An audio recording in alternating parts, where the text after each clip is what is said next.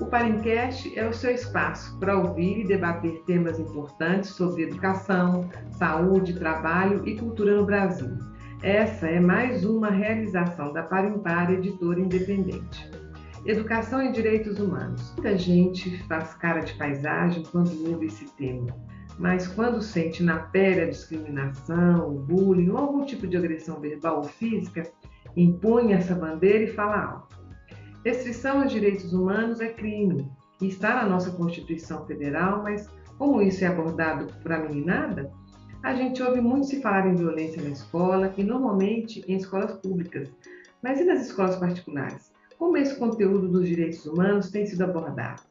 Vocês sabiam que em 2008 foi aprovado o Plano Nacional de Educação e Direitos Humanos pelo Ministério da Educação, com apoio da Unesco, inclusive? Pois é, tem diretrizes para a educação básica também. Não é apenas na escola que se produz e reproduz o conhecimento, mas é nela que esse saber aparece sistematizado e codificado. E está lá, na página 31. Então, para comentar sobre esse tema, convidamos a professora Andréia Mendes Nogueira. A Andréia é professora com vastas experiências com os miúdos.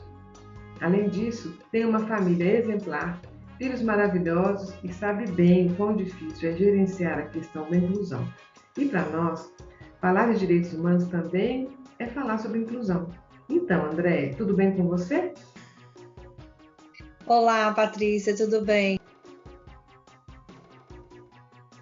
Como você, Andréia, aborda essa temática, a temática de direitos humanos no seu dia a dia, na escola e até mesmo em casa, né? Porque você não é só professora, você é mãe, você é esposa, você é É, mulher, né? Justamente, né? Eu acho que tudo parte do princípio de primeiro ser em casa. Acho que a primeira educação que você recebe, ela vem de casa, né? E na escola a gente dá a continuidade disso. Só que em casa você tem ali uma questão mais aproximada, né? É só você e seu filho. Quando você parte para a escola, você cria outras relações, né? Existem um arsenal ali bem maior daquilo que você vivencia dentro de casa mesmo. E falar sobre, né, os direitos humanos, falar sobre a educação, né? Eu acredito que é a educação dos direitos humanos dentro da sala de aula. Isso Então, mesmo. as situações elas perpassam, né, dentro de casa e na escola, em qualquer lugar que você possui relação com o outro. Então, é necessário, eu acredito que seja necessário e importante falar sobre isso.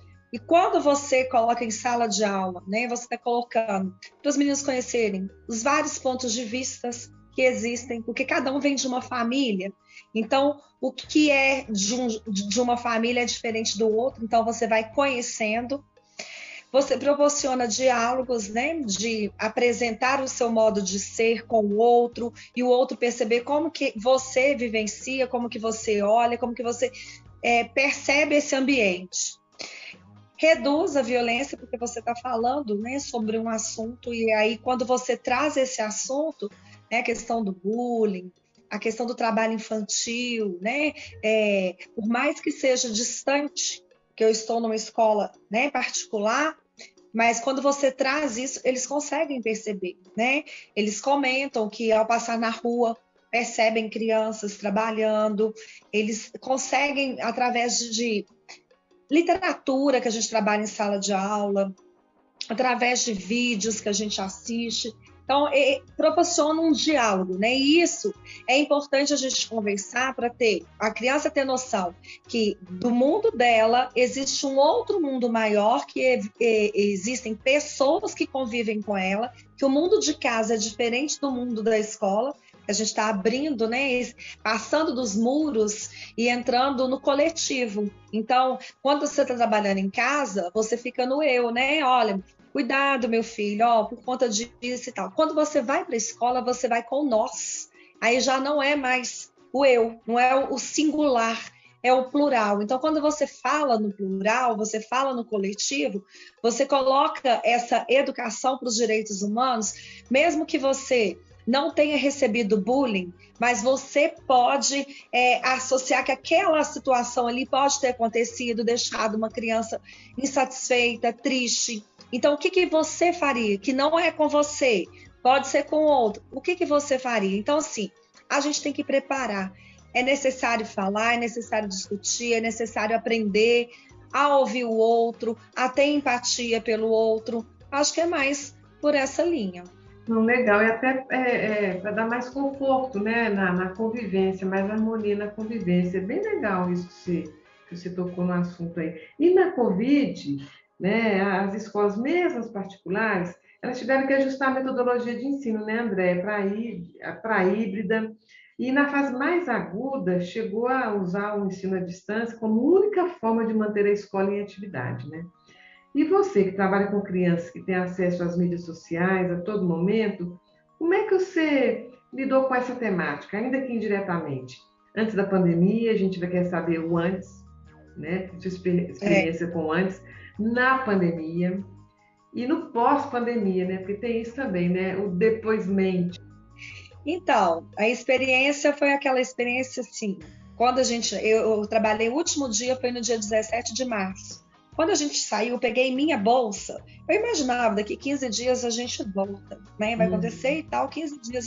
Foi essa a sensação. Ninguém se preparou para isso, ninguém imaginava a proporção do que iria ser.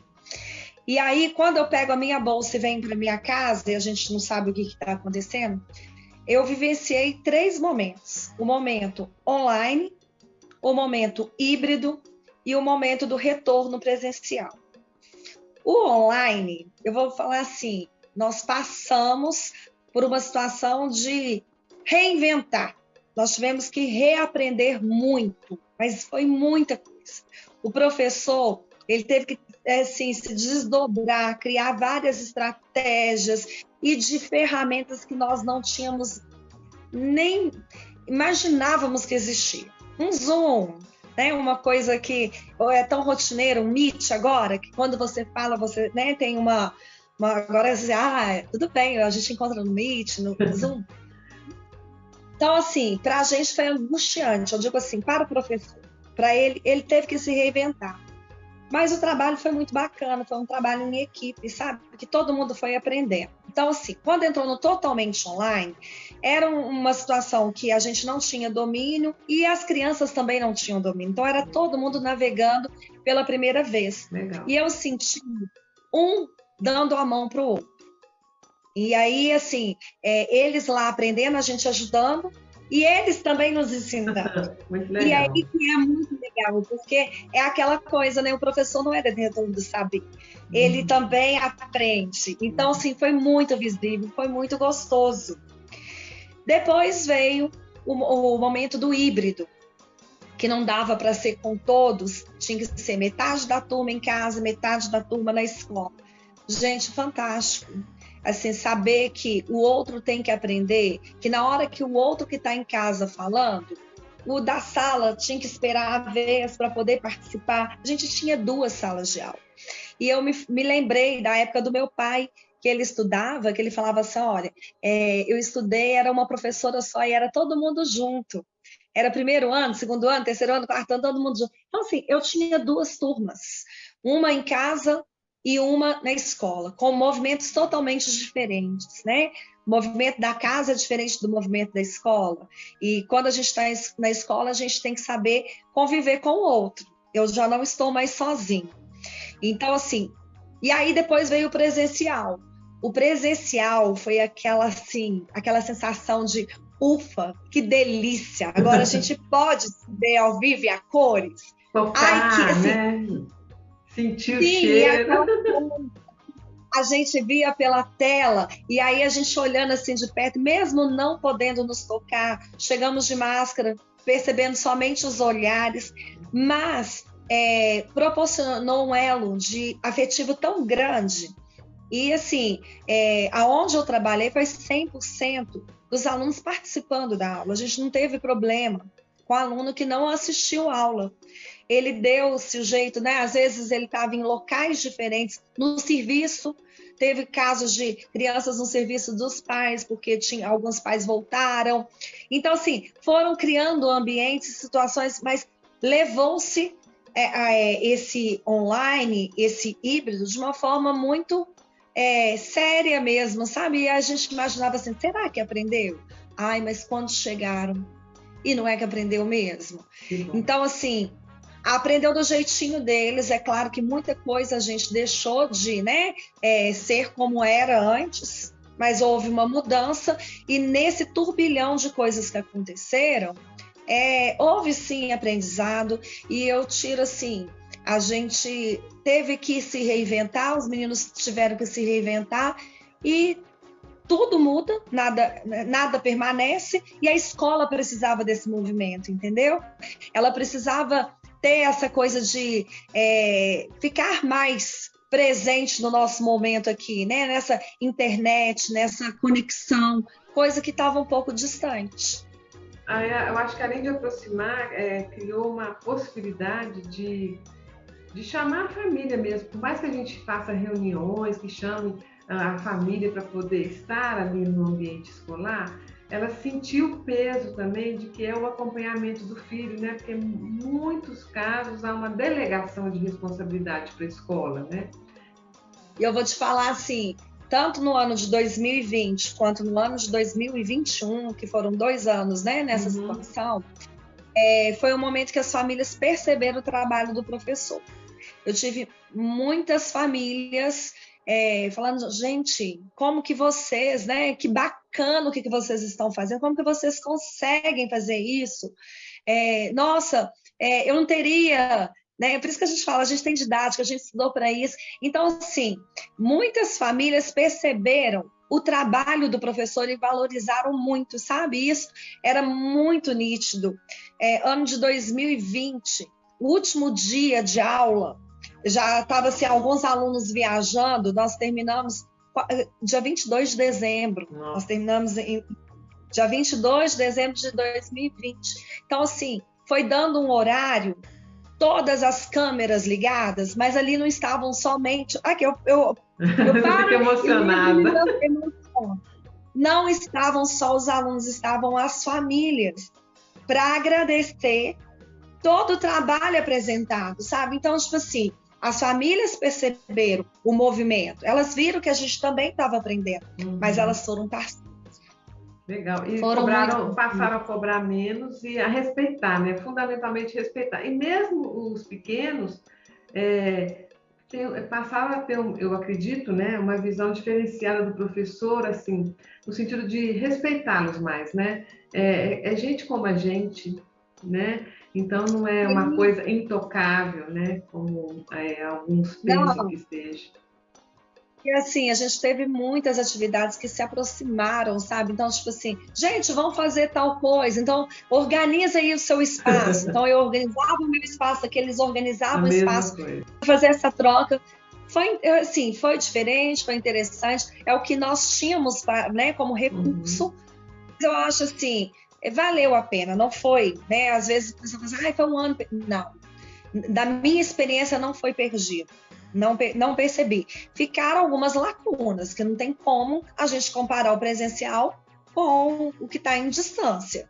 Ficaram lacunas, mas eu percebo que a gente conseguiu dar passos significativos na vida dessa criança. E aí, na hora que fala sobre, né, os direitos humanos, foi muito pontuado. Nós estávamos numa pandemia, né? A vida em primeiro lugar, o homem ele estava ali centrado em tudo. A vida é o que a gente tinha que colocar no lugar mais seguro.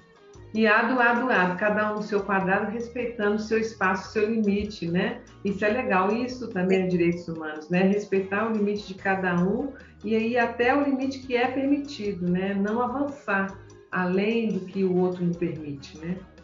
E aí você mais ou menos já respondeu, mas eu queria ouvir de você novamente. Você não teve treinamento para tudo isso, né? Não. E agora? E agora?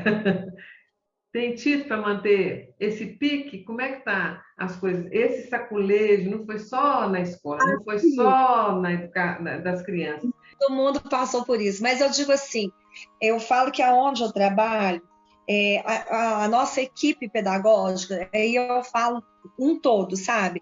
A gestão pedagógica, a gente fez reunião, e aí era muito legal, porque na hora que uma não estava entendendo, vinha a outra e falava, gente, eu consegui uma saída assim, a gente aprendeu desse jeito, ia se passando as informações e aí a gente foi aprender. A capacitação foi à distância, porque ninguém podia ir para lugar nenhum, né? Então nós tivemos capacitação, mas tinha muita coisa que é a prática do dia a dia que nos ensinava. Entendi. E aí era, né? Tinha hora que a conexão caía, uma loucura, né? E aí então vão voltar.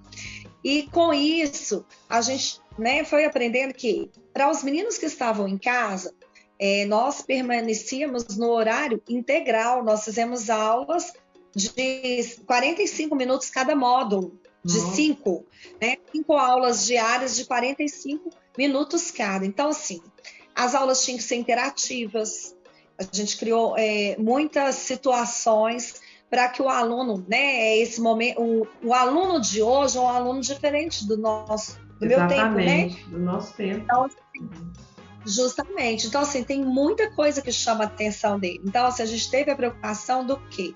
De conseguir colocar ele atento, e eu achava muito bonitinho, porque, assim, eu tenho meu filho que estava no final de um ensino fundamental, eu trabalho com o início, e Uhum. uma filha na faculdade. Então, a turma deles, ninguém abria câmera. Eu ainda brincava, eu tô vendo um monte de MMs aí, porque eram bolinhas, né? Fechadinhas. Eu falei, gente, o professor tá ali vendo só MM. Já os meus alunos, não. O nosso combinado era, vamos abrir a câmera, e ali eu administrava a aula observando ele no. Olha, vou endireitar aí, ó. Tá escorregando na cadeira, ó o corpinho. Uhum. Então, assim, eram situações que eu estava aqui distante, mas eu estava atenta. Quando você falou lá no início sobre a questão da inclusão, e aí, assim, a gente foi percebendo alguns alunos com algumas dificuldades, sabe? Então, Uhum. eu atendia esses alunos em salas de aulas individuais, ou eles estavam em uma outra aula especializada, né? Porque tem música, arte, Uhum. educação física. Então, uma vez, eu pegava exclusivamente aquele aluno e trabalhava a dificuldade dele. Que eu percebia que tinha menino com trocas de letras, então eu trabalhava com esse, só essa questão das trocas de letras. O outro estava precisando de leitura, então eu entrava na sala e ficava só com Com ele para leitura. poder melhorar a leitura. Então, assim, mesmo distante, a gente foi criando estratégias para aquele aluno que estava com alguma dificuldade, não estava compreendendo, que ele conseguisse caminhar junto com a turma. Não se Então, assim, sentisse esquecido, né? Abandonado porque estava à distância, né? Ao contrário, ele foi acolhido, né? foram todos acolhidos, assim, no início, quando a gente faz o diagnóstico, fala assim, como que eles iniciaram, como eles terminaram, sabe? E, assim, é um carinho muito grande, né? Eu permaneço na escola, hoje eles estão nas séries seguintes, e Uhum. é quando eu faço, né, André, tudo bem? Hoje agora eles conseguem, né, ver sem máscara, né? Então, assim, é tudo muito mais gostoso. Então, assim, eu acredito que diante de tudo isso, foi um momento de aprendizado para todos nós. E o que eu deixo assim, o legado disso, eu falava, a gente vai sair diferente. Eu falava com os meninos, gente, nós vamos sair diferente do jeito que nós entramos. Nós entramos de uma forma e vamos sair, valorizando a vida, valorizando as relações pessoais, né? A gente viu que dá para ser distante, mas que distante não é legal. Que o legal é a gente estar na sala de aula, tendo relações mesmo, né? Muito próximas. Então, assim, o legado de tudo isso é a gente perceber que o outro fez falta. Que eu sou importante, mas eu sozinho não sou ninguém. Eu preciso do outro. O outro me ajuda a eu seguir esse caminho, que é o caminho da vida mesmo.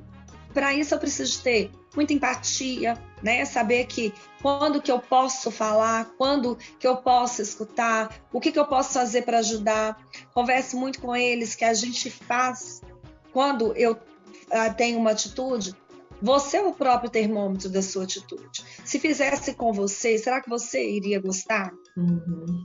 Então, de mostrar para eles que... E eu falo que essa conduta não é para uma sala de aula, é para a nossa vida, para o resto da vida. Então, tipo assim, eu falei, que lugar que você gostaria de estar? Quando você chegasse e as pessoas dissessem assim, olha, fulano chegou, que delícia, vamos ficar lá perto dele. Ou, fulano chegou. Então, assim, eu falo que nós temos escolhas, né? A gente tem escolhas e nós temos que saber fazer as boas escolhas.